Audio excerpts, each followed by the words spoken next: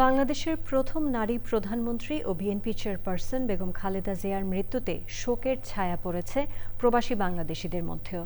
গভীর শোক প্রকাশ করেছেন বাহরাইনে বসবাসরত প্রবাসী বাংলাদেশিরা। বিস্তারিত জানাচ্ছেন নাজির আহমেদ। মৃত্যুর সংবাদ ছড়িয়ে পড়ার পর বাহরাইনে বসবাসরত বাংলাদেশিদের মধ্যে নেমে আসে গভীর শোক। বিভিন্ন সামাজিক যোগাযোগ মাধ্যম ও কমিউনিটি গ্রুপে এই খবর নিয়ে শুরু হয় আলোচনা। বেগম খালেদা জিয়ার মৃত্যুতে বাংলাদেশ অত্যন্ত গুরুত্বপূর্ণ রাজনৈতিক নেত্রী ও অভিভাবক তুল্য ব্যক্তিত্ব হারিয়েছে বলে মনে করেন প্রবাসীরা।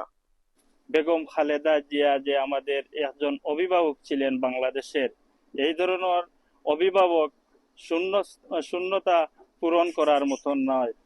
উনি আলিম উলামাদেরকে অনেক শ্রদ্ধা এবং সম্মানের সাথে স্মরণ করতেন। দেশ প্রেমিক এবং ভারতীয় আগ্রাসনের বিরুদ্ধে লড়াকু সৈনিক বাংলাদেশের ইতিহাসে আর হবে কিনা আমার জানা নেই। তিনি প্রবাসীদেরকে নিয়ে অনেক ভালো চিন্তা করতেন।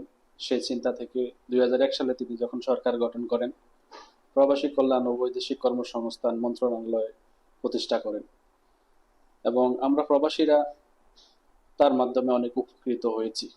সরকার ঘোষিত 3 দিনের রাষ্ট্রীয় শোক কর্মসূচির অংশ হিসেবে 31 ডিসেম্বর বাংলাদেশ দূতাবাস বন্ধ রাখা হয়েছে এবং দূতাবাসে পতাকা অর্ধনমিত রাখা হয়েছে। এদিকে বাহরাইন বিএনপি ও অঙ্গ সংগঠনগুলো শোক কর্মসূচি গ্রহণ করেছে।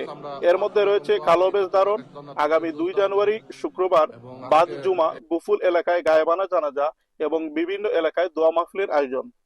কোরআন তালাওয়াত, দোয়া মাহফিল, কোরআন খতম আমরা আয়োজন করেছি এবং বাহরাইনে বিভিন্ন অঞ্চলে আমাদের ধারাবাহিকভাবে দোয়া মাহফিল অব্যাহত আছে এবং অব্যাহত থাকবে।